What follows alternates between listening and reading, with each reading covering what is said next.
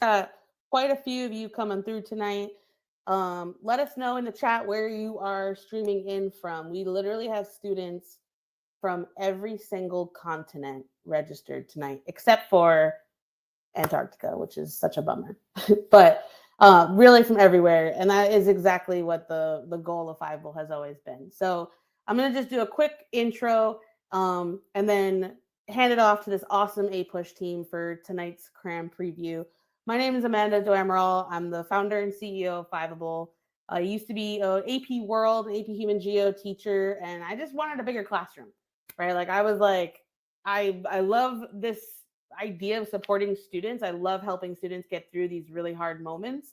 And what Fiveable lets me do is just help a whole lot more students from literally around the world. So again, if you can hear me and see me and you're super stoked to study for APUSH tonight, let us know where you're from in the chat.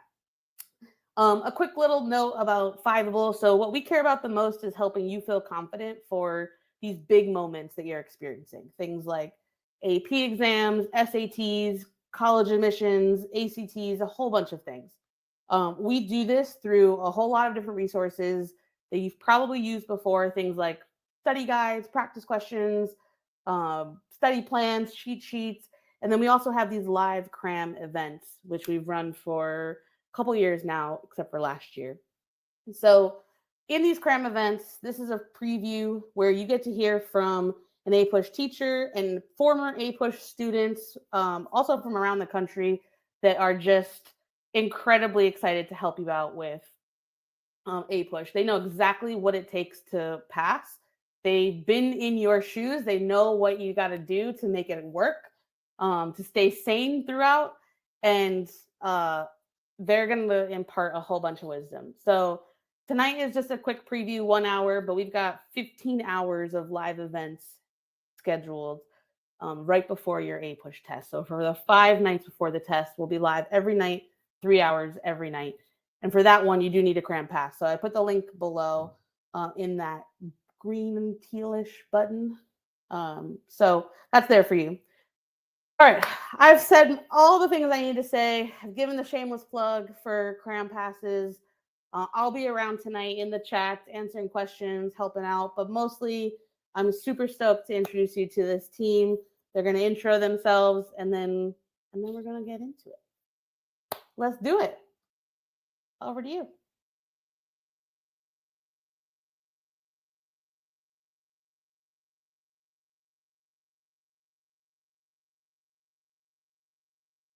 Hi, everyone. I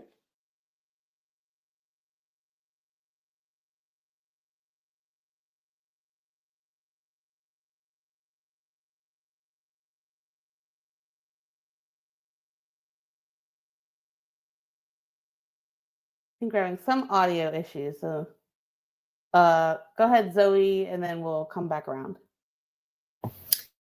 Hi, I'm Zoe. I'm from New York. I'm really excited to be here tonight.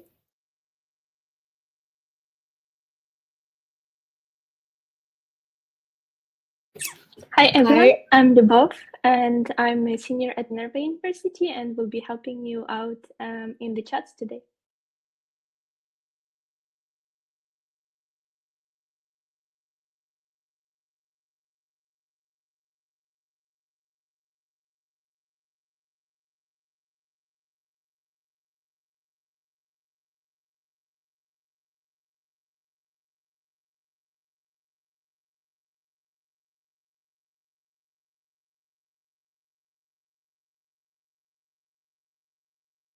All right. Just having a little bit of technical difficulties, but we're going to fix it. Got the slides back. Can we hear you now, Andrea? We cannot. Okay, you might just need to refresh. Let's keep the intros going. Emmy?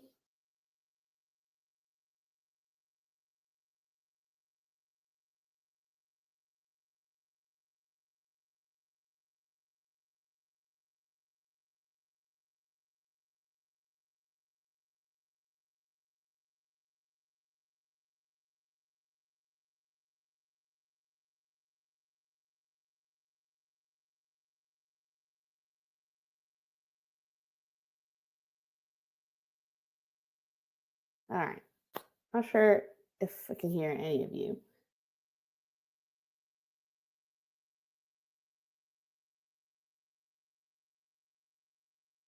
Daniela? Right, I introduce myself now. Yes. Hear me? All right, I'm Daniela. I'm a senior in a high school in New Jersey. I'm super excited to be here today to help you through your AP US history needs.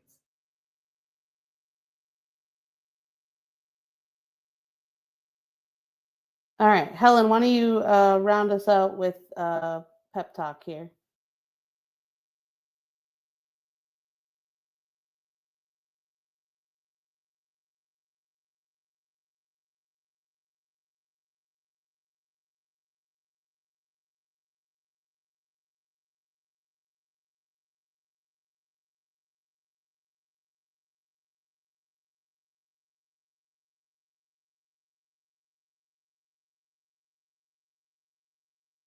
All right. We're going to figure it out. We still can't hear you. You need to refresh your screen and then you'll have to come back with the slides. Okay. Well, while you're doing that, Helen, can we hear you?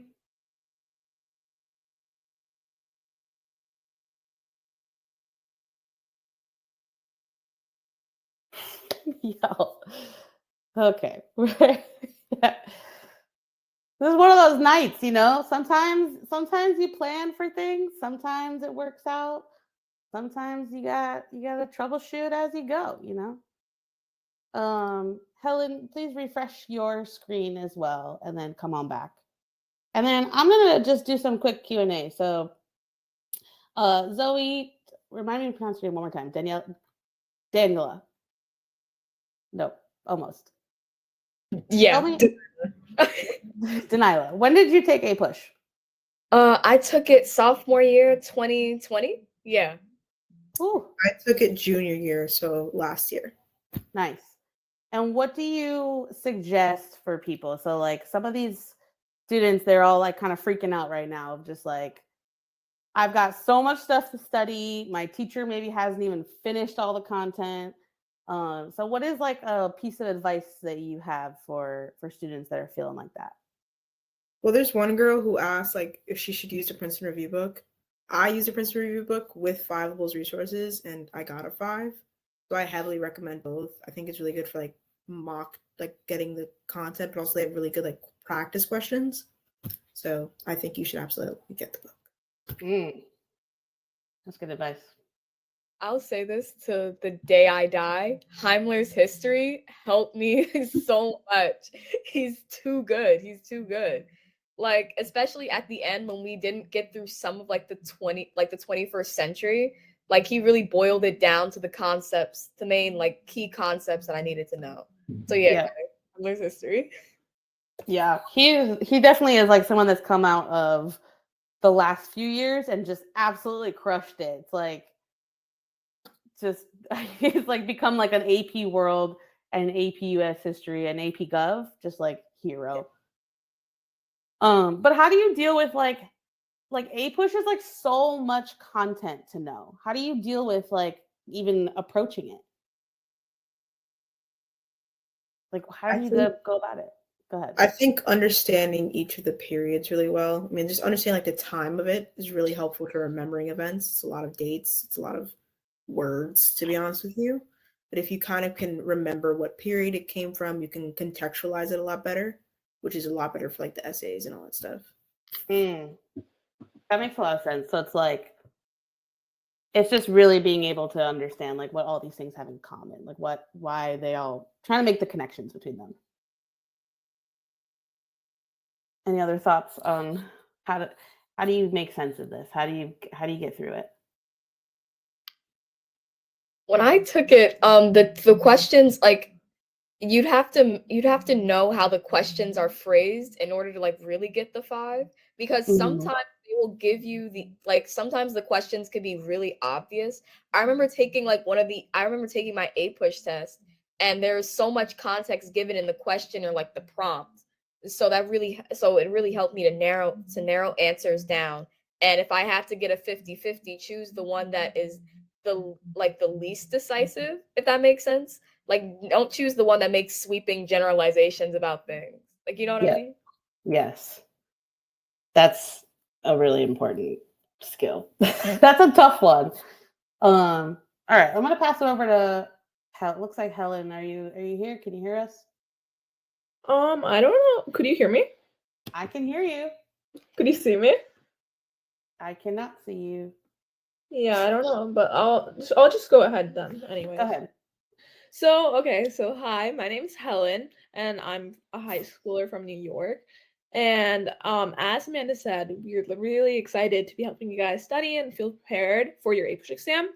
And I really do highly encourage you guys to get the Cram pass for the sessions right before the APUS exam. And I think that it would be really valuable to you. And we'll be going through crams for all of the APUSH units, going through over the SAQs, the LEQs, and the MCQs. And Fiveable is such a valuable source. I know because I used it so much last year when I was taking APUSH. And it has so many good things online, as Amanda went into, and it's really helpful also to check that out if you haven't already. Can you guys hear and see me now? We can hear you. My camera, really, it looks like it's working. Okay, I will keep... Just take it away. Keep it going. Okay. Not sure if you guys got my intro before, but my name's Andrea Sanat, and I've been teaching APUSH for 8 years. I currently teach in Brooklyn, and I'm really excited to be here and to help you guys get ready for an APUSH exam. It's an exciting time for teachers. We are going to get started with talking about voting rights today. It's a really important topic, and it also spans all of American history, so we can kind of track throughout the curriculum how voting rights have shifted and evolved over time. And at the end, we'll have a chance to practice a little bit short answer questions and some multiple choice questions.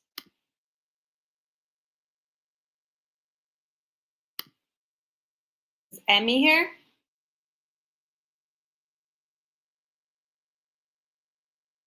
She's still figuring out her camera? Okay, so I'll get us started. We wanted to start with this quote, which you hopefully know from the Declaration of Independence. We hold these truths to be self-evident that all men are created equal. This founding document from the United States really set the groundwork for how our government would function and the ideas of democracy, and specifically a republic where we would vote officials into office who would represent us. So who was able to vote in the beginning? Starting in the 1790s, when the Constitution is first ratified, it doesn't say anything in the Constitution about who can vote. That was left up to the states to decide and to set their own qualifications. Most states had property qualifications, which basically led us to white land-owning males who were able to vote. These were, businessmen, merchants in the northern states, and plantation owners in the south, and some farmers who own their own property in the southern kind of plantation societies. Who's excluded from this? Poor white men, so people who don't own property cannot vote. Free African Americans and enslaved African Americans were excluded, as well as indigenous people who were considered to be their own sovereign nations. So the federal government was negotiating with them. And women were excluded. There were some exceptions to this, such as New Jersey, which actually did allow women to vote if they owned property, but later that was taken away. And kind of across the board, it was rich white men.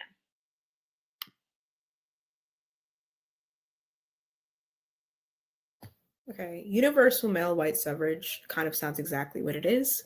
The idea that we're moving away from this only land-owning white men can vote. Now all white men can vote, including poor white men. So suffrage is basically, as it says, expanded state by state. So each state legislator expands their voting rights, wherein it removes property qualifications for voting eligibility. And by 1850, all of these property qualifications are removed and all white men can vote, regardless of their wealth or status. So a great thing to probably really connect to this on the test would be Andrew Jackson. He won the election of 1828 on the idea of championing the common man. He solidifies his faith into the state's loving Democratic Party. It's a new party, and it pushed for ordinary Americans or the common man to be more accurately represented. And by doing so, they should be able to vote. Additionally, on the other hand, this helped to create additional barriers for women and minorities to vote because it reinforced the idea that only white men should vote, but it overall increased the voting turnout in America by allowing all white men to vote.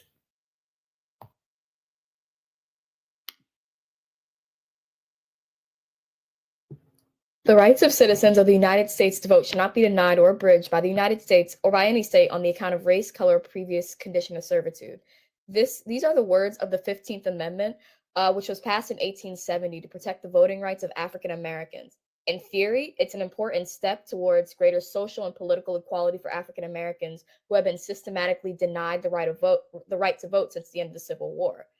But in practice, African Americans in the South were subjected to brutal forms of violence like lynching and shootings in order to suppress their right to vote and their political power.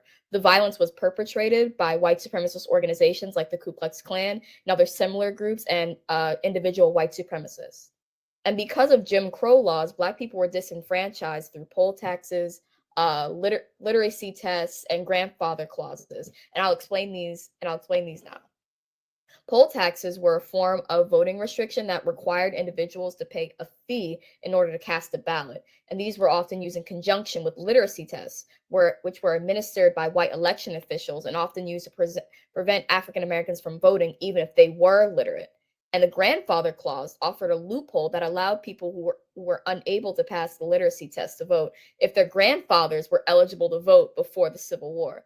This exemption was largely used to enable poor white people to vote while effectively denying African Americans the right to do so.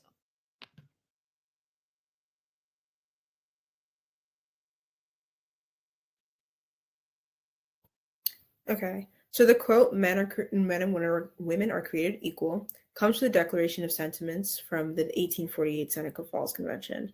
This is a great thing to use if your historical context on your DBQ and happens to be about women. This was a convention to discuss women's rights that had mostly women, but there were men there. And they created their own founding document called the Declaration of Sentiments, which committed themselves to gaining the right to vote. Although this didn't happen until 1920, they were really basing the idea that men and women are created equal, not just the commonly heard phrase, men are created equal. So 72 years later, after decades of organizing and being activists and petitions across the country, the 19th Amendment gave women the right to vote across the country. But Black women were still denied the right to vote through state barriers and overall intimidation that we saw before.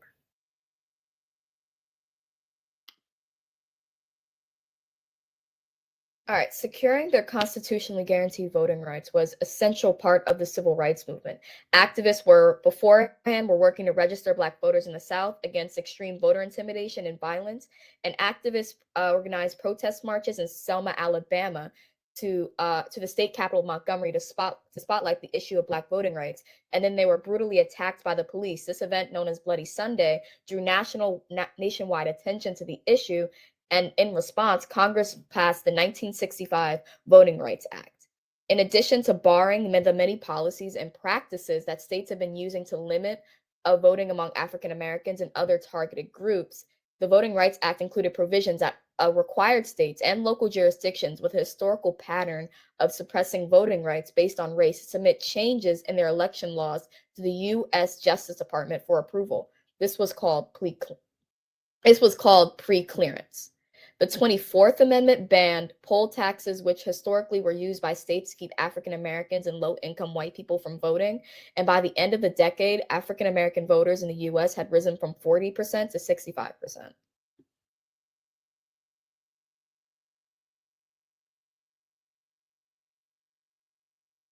The 26th Amendment lowers the voting age to 18 years old. And this was passed in response to the draft to the Vietnam War and the anti-war protest movement, where 18, you could be as young as 18 years old and be drafted into the war. And yet most states had voting limits that you had to be 21 to vote. This led to the popular slogan, old enough to fight, old enough to vote, because people were really pushing that if you were going to be sent to, represent your country overseas to fight for your country, you should also have the right to vote, to register your dissent with the war or your support with the war.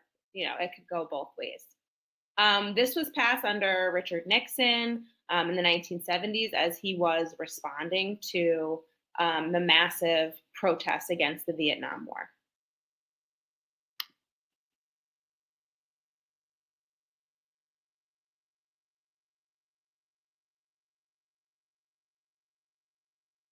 Was this one Emmy? Okay, so there's a slew of legislation that gets passed throughout the 70s, 80s, and 90s that expanded access to the polls, all as the Congress was reauthorizing the Voting Rights Act. So of 1965, they would reauthorize it, and then they would pass kind of more access. So the Voting Rights Act first in 1975 was expanded to protect language minorities. So if you weren't able to speak English, you would still be able to vote. It kind of required state and local jurisdictions to provide materials in different languages in places where there were a majority of people that spoke that language.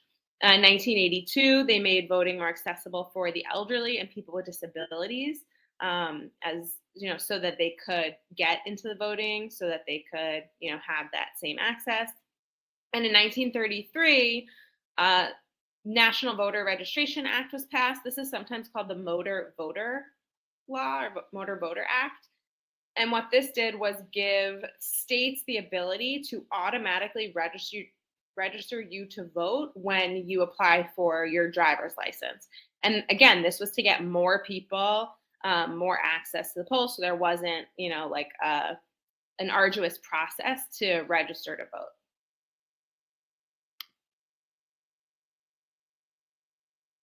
In 2002, Congress passed the Help America Vote Act in response to the election of 2000. So in Al Gore versus George Bush, there were some voting irregularities across the country, but really focused on in Florida, where they were using pretty outdated voting systems. You might have heard the hanging chat, for example. So after that election went to a recount and ultimately to the Supreme Court, where it was decided in favor of George Bush, Congress passed this act to streamline election procedures and make sure that outdated voting equipment was refurbished and made it kind of easier. Provide provisional ballots, you have a paper ballot kind of backup, and make it easier for everybody to cast their vote.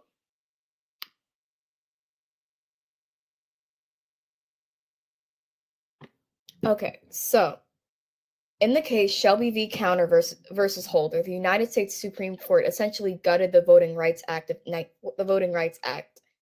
5-4 decision ruled unconstitutional a section of the landmark from 1965 law that was key to protecting voters in states or localities on a system of race-based voter oppression. Because of the court's decision, states and localities with a history of suppressing voter rights were no longer required to submit changes in their election laws to the U.S. Justice Department for review or pre-clearance. And since then, states across the country have passed voter identification laws, purged voter registration rolls, and closed thousands of polling places. These measures have had a disproportionate impact on communities of color, and continuing to 2016 and 2020, false claims of rampant voter fraud have added to the fuel of the fire and prompted even bolder efforts to suppress the vote.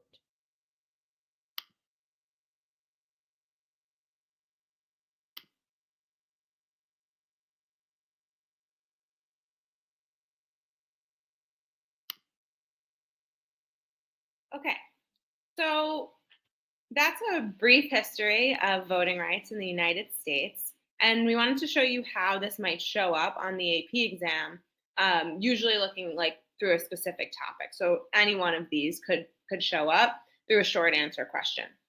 So we'll give you guys a couple minutes to take a look and maybe take a stab at this question on your own.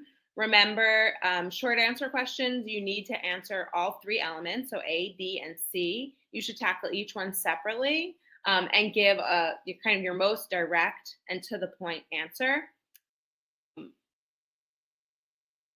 In this one, we're asking you to briefly describe one perspective about citizenship expressed in this image.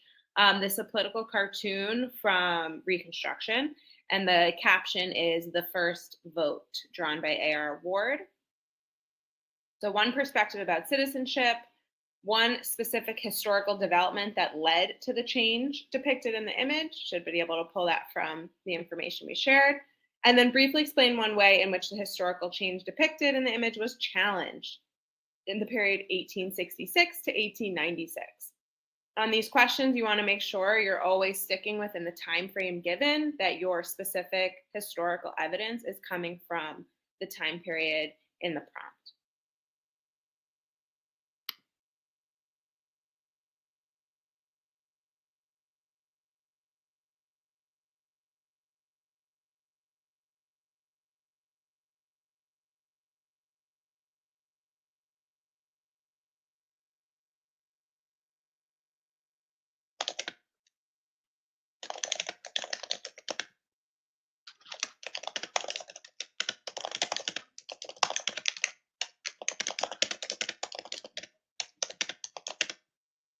Who's typing?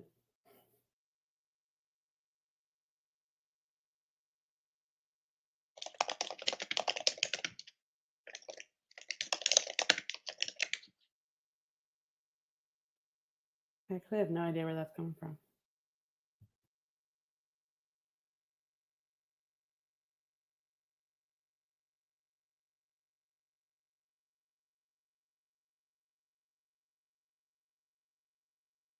Daniela or Zoe, do you guys want to talk about how you would answer these questions?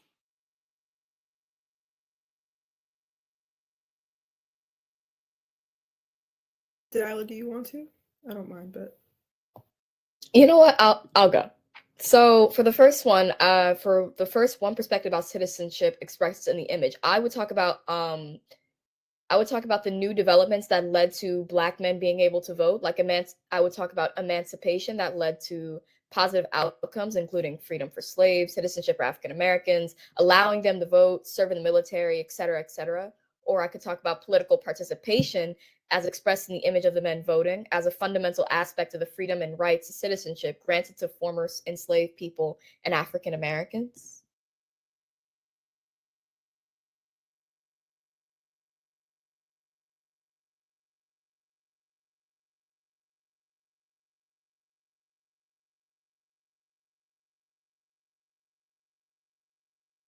So For B? Oh. Yeah, go ahead. Okay, it's for B. One specific historical development. Remember, guys, you only need one. You only need one to get the point. So you could have the Emancipation Proclamation. You could have the Emancipation Proclamation that has affected post-Civil War culture. You could have the 15th Amendment that stated male voting rights could not be denied based on race, color, or previous condition of servitude. The 13th Amendment that abolished slavery. The 14th Amendment that guaranteed citizenship to African Americans and stated that rights could not be abridged by the states, and radical Reconstruction, where the federal government attempted to protect rights in the South, which would have led to the historical development in the image. Yeah, you definitely want to know your Reconstruction amendments, 13th, 14th, and 15th. They come up a lot, and they're also really good to bring into your writing.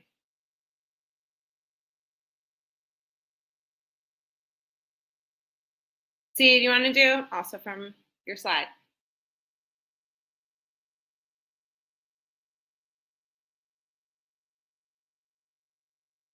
Oh, do you mind if I answer some of these questions in chat? Like, SAQs, like what I was taught, that SAQs should not be longer than at least a paragraph. It's not like it's three sentences, 3 to 4. I was told that the 3 sentences is like the golden zone, that you only need 3 sentences to explain your point.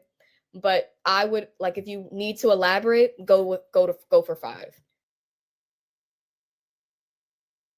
Also, someone said they're confused about part A. What exactly would you like me to elaborate on?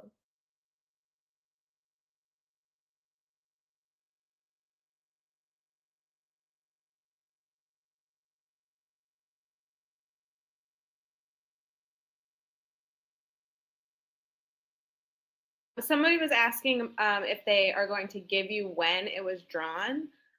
They will. They'll say, like, please answer this based on this image from 1868. And questions will ask you from the time period. So C says, right, in the time period 1866 to 1896. So again, make sure your answers are always from within the time period given. Go ahead.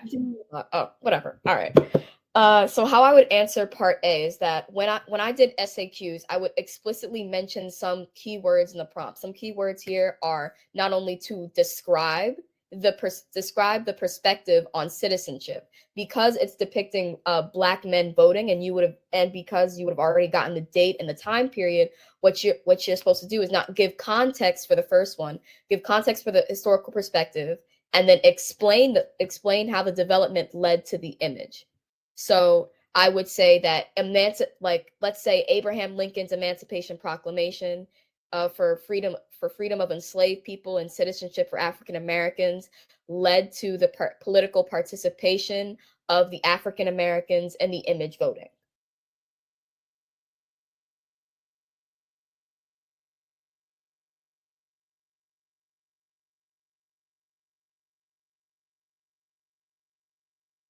Someone else asked in the chat, if I forget a specific historical event's name, but I explicitly describe it, would I still receive the point? It usually yes, if you can talk around it. If you're not able to say the 15th Amendment, but you can say during Reconstruction, Black men were given the right to vote. You've described the 15th Amendment, and you would get credit for that, even if you don't have the name of the amendment, or legislation is the same thing. So same thing goes for, like, if you can't remember the date of something, you can kind of talk around it by giving a decade or half century. So putting it into its context can help you get there without recalling specific name.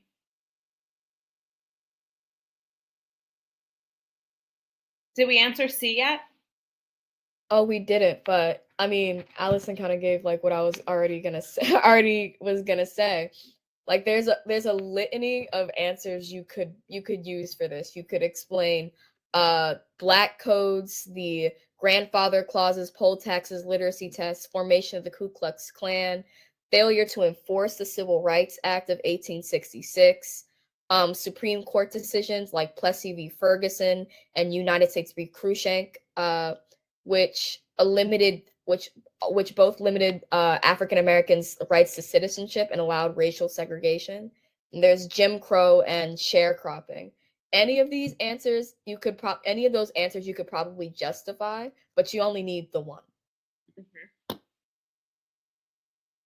Yeah, and that's another good point. You want to keep these super concise. So if it says explain one way, do one way and then wrap it up. Don't give more and more things, and then you open yourself up to maybe something being wrong.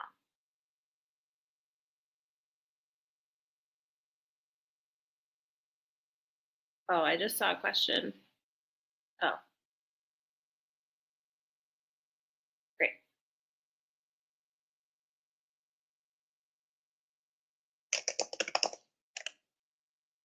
Oh, Jamie asks, can I talk about the same thing like emancipation for part A and B and still get the point? Can I pass that question off to you? I don't exactly remember if you can still do that or not. So A is asking for one perspective. So you could talk about the perspective around emancipation, freedom, talk about Civil War. And then for B, you need a specific historical development. So in that case, you would have to say after the war, slavery was abolished through the 13th Amendment, right? Or you could talk about they don't give you a time frame for that. So you could talk about Emancipation Proclamation, for example, but make sure you're naming the fact in B, but they could support each other in this case. Usually a question will say like, briefly explain one perspective, briefly explain another perspective. If that's like the A and B, then you want to make sure that they're separate and distinct, but sometimes they do build on each other, and you can definitely continue that in your answer. Yes, Emmy, we see you. Welcome. Hi, I can't see anything, but yeah. Okay, some technical difficulties. So we have for you guys some questions based on the information that we just went through.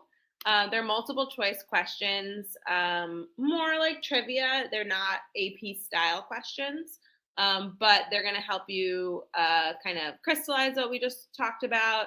And if you guys have any questions, you can obviously put them into the Q&A, and we're happy to address them as they come up. Okay. So, yeah, Oh, go ahead.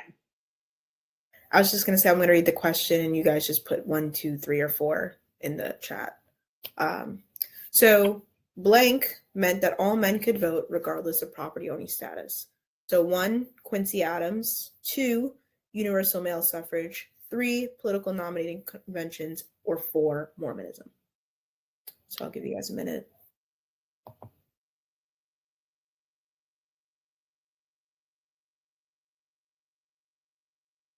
Okay, I feel like the chat's an overwhelming amount of 2. So I feel like everyone's come to the conclusion it's 2. You are correct. I think there's another slide after. See, it's the highlighted one. You all did great. So yeah, you guys are fast. That took a while. Let me get here. So yeah, universal male suffrage is the idea that all men should be able to vote without owning property. So what was one consequence of extending the right to vote to all men? So 1, there was a support for an all-white people there was more support for all white people, regardless of gender to vote.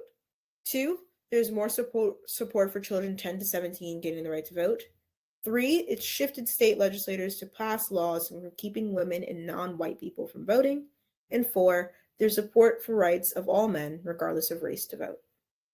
So the chat is filling up. And you all, once again, overwhelmingly got it correct. It was 3. Let's remember that state legislators have the power to shift different laws based on voting. But when they shifted it mainly to this idea of universal male suffrage, where it's not based on property and all white men can vote, you're then essentially giving off the impression that the other groups, we can prohibit them from voting, which led to black codes and overall how long it took for this establishment of the 15th and 19th Amendments. So the next question. What is one key feature of Jacksonian democracy? So we didn't really touch mainly on this, but 1, it encouraged farmers and poor citizens to protest for fair pay and treatment. 2, it encouraged the common man to be politically active and use the right to vote. 3, it encouraged Native American tribes to take active roles in American democracy. And 4, it encourages wealthy elite men to create obstacles to keep the quote-unquote common man from voting. Yeah, let's see you all once again doing great. It is 2. So if you might have picked 4, Jacksonian democracy was really against this idea of encouraging the wealthy elite. He was really about uplifting the lower classes, white, poor, mainly poor. It was only for the white people, but he wanted to put all white people on an even scale, which really helped his political base in the 20s, and that's what revolutionized it. Yeah, the common man being there twice might have been a little bit confusing, but Jackson is not about the wealthy white man. He's more about the poor man. So just think about it more as he's uplifting the common man versus uplifting the landowning man. So just watch out for that. Right. All right, so next one. The Revolution of 1828 led to an increased blank. So remember what was happening in 1828. We kind of just talked about it, but 1, voter intimidation tactics. 2, gender equality. 3, spoil system. And 4, voter turnout.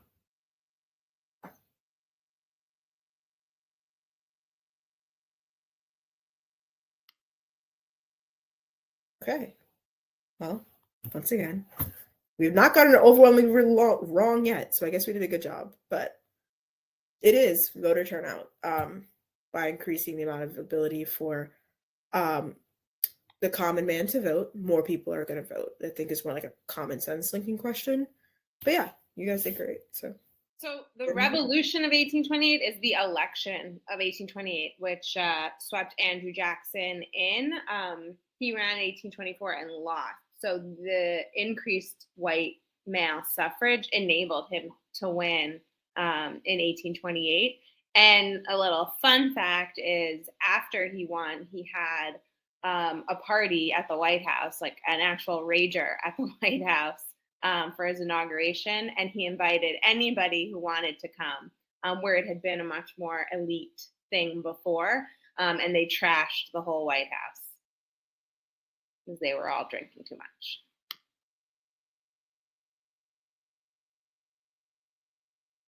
Zoe, want to go back? Yep, sorry, I'm back. The Revolution of 1828 marked the end of what? Women's suffrage, Jefferson's first term, the era of good feelings, or the civil rights movement? So once again, we didn't really touch on this, but I feel like if you can really draw back from like period 4.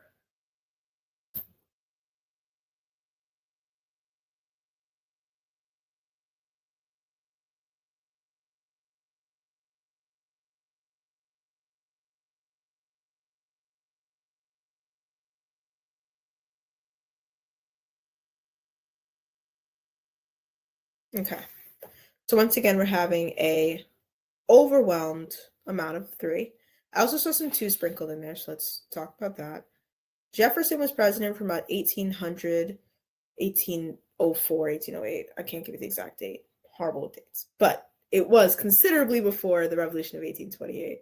We're a couple presidents in, and the era of good feelings is what this marked end of. A lot of you remembered it, so it's great.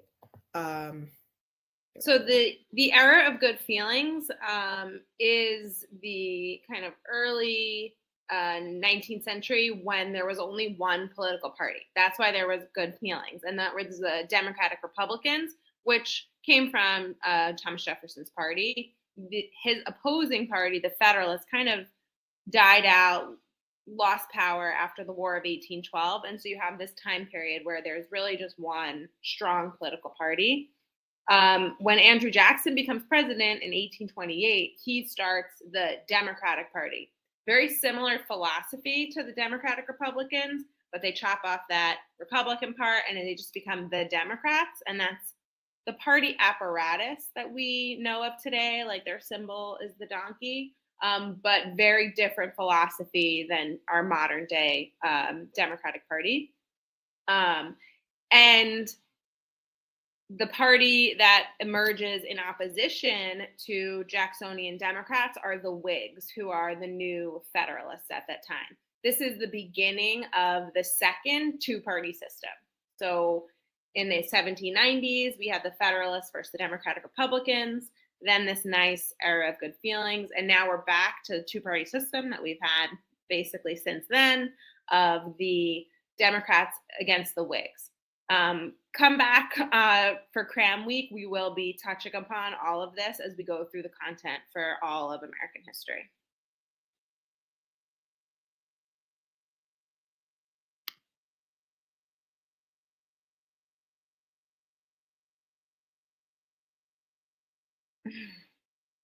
So, are there any questions that we can address with the whole group?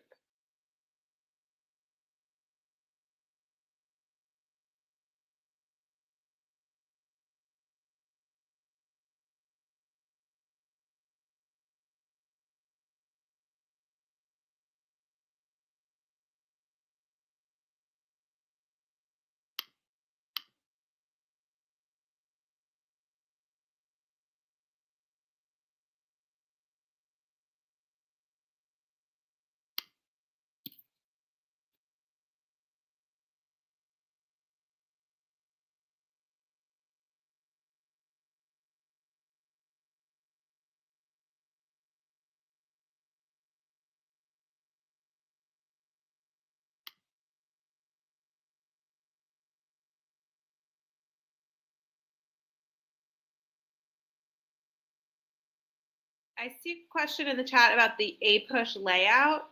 The exam layout, I'm assuming you're asking about.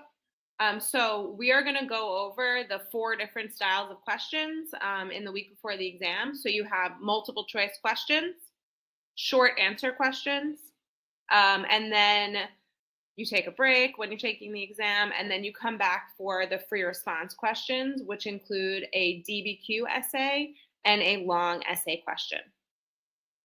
We'll be talking about the format for those, some tips, go over some examples on May 2nd and May 3rd.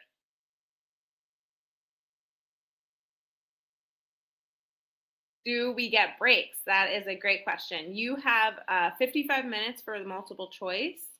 And then I believe there's a 5-minute break as you kind of close up multiple choice and then move into the short answer, 40 minutes with the short answer. Then there's a 10-minute break. And then you do the DBQ and long essay in 1 hour and 40 minutes seating setting. A small caveat to that is I know College Board is offering a digital exam this year, and some schools have to opt into to do that. And I don't know what that's going to be. I'm assuming it's mostly the same, but I'm not sure if the breaks will line up exactly with the people taking a paper and pencil exam.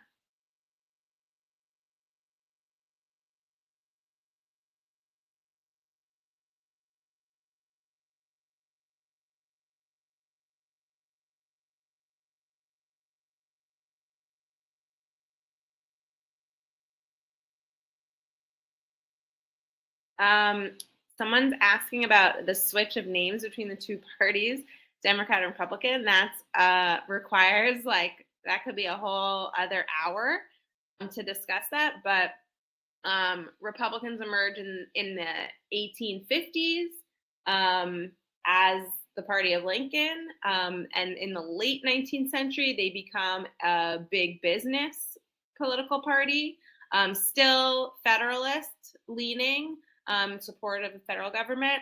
And then it's the 1930s where the Democrats shift from being states' rights proponents to expanding the power of the federal government. That happens under Franklin Delano Roosevelt and his New Deal to address the issues of the Great Depression.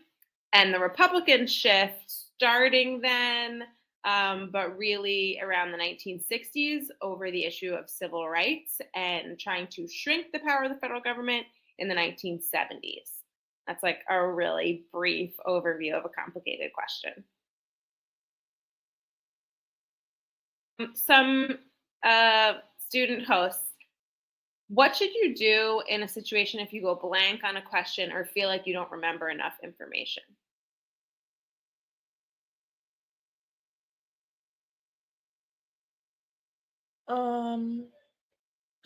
So personally for me, because honestly, if you really can't remember a question, I would leave it blank and remember to come back to it.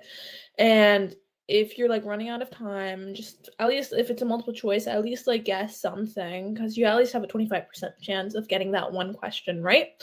And then if it's a DBQ or LEQ, just remember it's you probably did better on other parts of the test. And I remember for other exam AP World and US, I thought I bombed the LEQ, but I ended up doing really good on exam. So don't let it completely bother you, and it should be okay.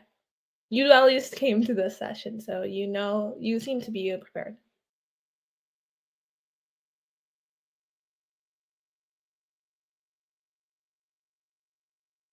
I think that's another good question for you guys. How much do you suggest prioritizing APUSH if you have a lot of APs that you're studying for and they're all coming up in the next couple weeks?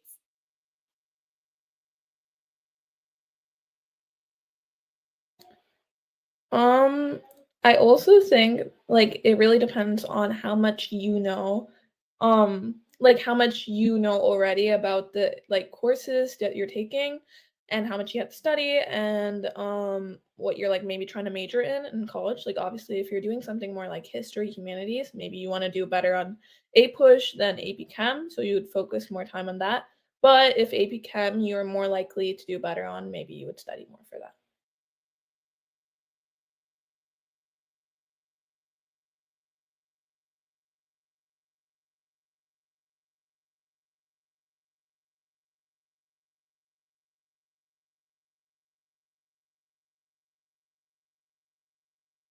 Oh, glad you guys are answering in the chat. That's good.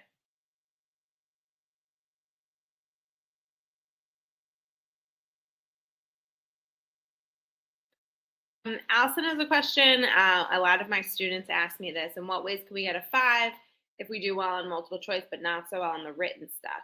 So it's really hard to answer that question because the exam, as the difficulty of the exam changes, how well you need to do also changes. It is a standardized exam. So personally, I think don't worry so much about how am I going to get that 5, but instead just, study as much as you can and go in feeling really confident because ultimately there's a little bit of it that is out of your hands.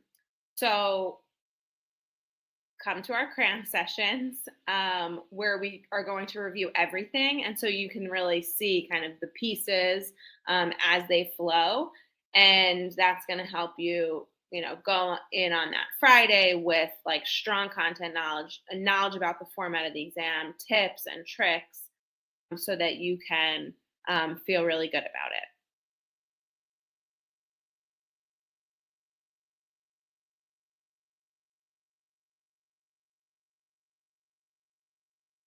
Yes, Albert.io does have a score calculator where you can kind of make some guesses for how you do, or if you're taking practice tests, which I recommend you can do through AP Classroom, those that can kind of give you an idea.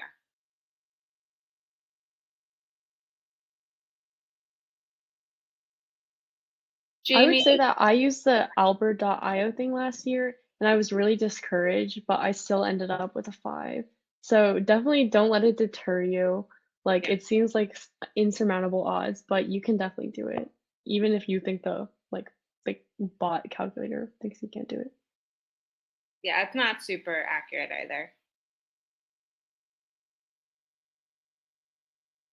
Someone has a great question about like question words and prompts. That's definitely a challenge of like, what is this question asking you? We will be going over that on nights 3 and 4 when we look at the question types. And we can specifically go over what like each of those mean for briefly describe, identify, explain.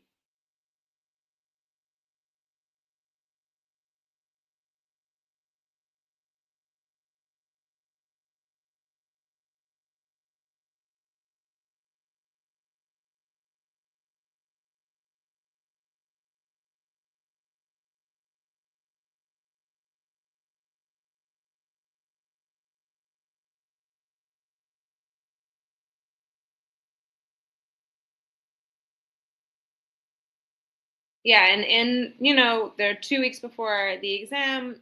Definitely check out the cheat sheets on a Fiveable. My suggestion is to like look through it and see how much you remember from when you learned it in class, and then this is all coming back to me. I remember it, or I don't. What is this? Did we even do this? Those are the things then you want to spend a little bit more time reviewing.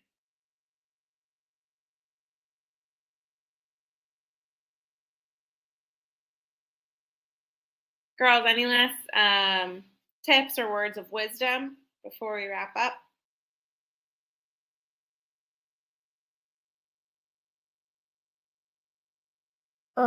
I just think like this is just like it's like only an exam, so it's not gonna be the end of the world if you really don't do good. But I'm sure you guys will. And you always think you did worse than you actually did. You always will think like that you know less than you do. But trust yourself and trust your gut. Exactly. I know how these next few weeks are gonna like consume you and all of your free time, and you're going like an emotional roller coaster. But I'm like serious. Don't stress out about it. Like stay calm. You're gonna do fine. Okay, you're gonna do great.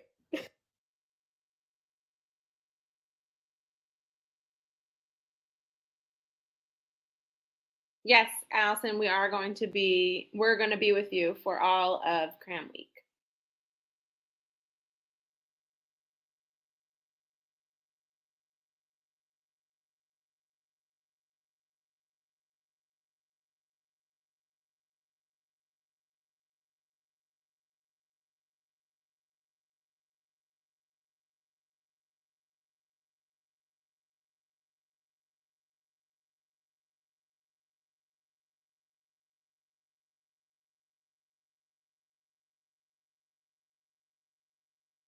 All right, guys, we will see you next week. Hopefully, we'll be doing another kind of topic overview where we're going to be looking at foreign policy throughout American history. And then come back Cram Week, we're going to go over it all. We got you.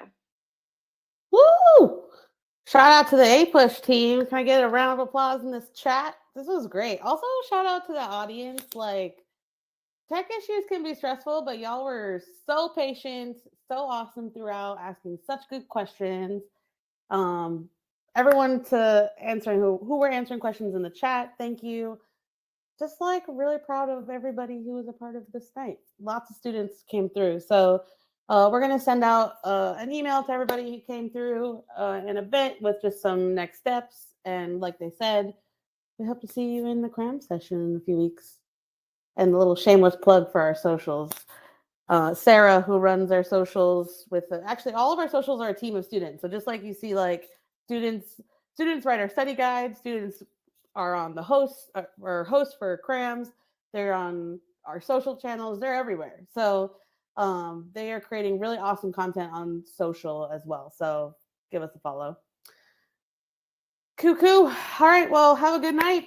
Appreciate y'all. Get some rest tonight. Go do something fun now that you've spent the last hour studying for APUSH.